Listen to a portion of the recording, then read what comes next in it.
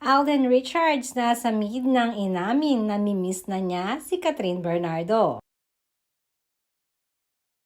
Madami na ngang hindi na makapaghintay sa nalalapit na movie ni Alden at Catherine. Sabik na din ang mga Kathden fanatics nang makitang magkasama silang dalawa.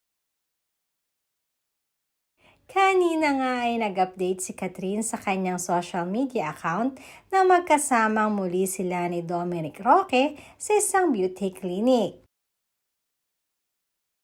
At ayon nga sa nakalap naming source, sobrang boto di umano itong si Dominic Roque para kay Alden kay Catherine.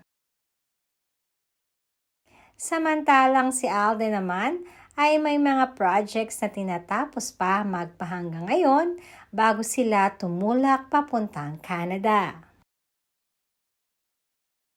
Magiging sandwich na daw kasi ang kanilang schedule sa mga susunod na linggo dahil na din sa paglipad nila papuntang Canada ni Catherine Bernardo.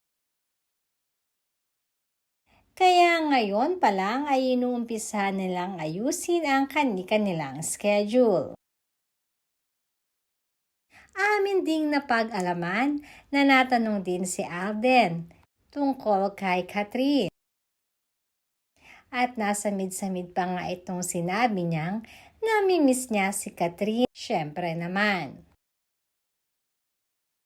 Ganun pa man di umano ay dumadalaw naman itong si Alden sa bahay ni Catherine.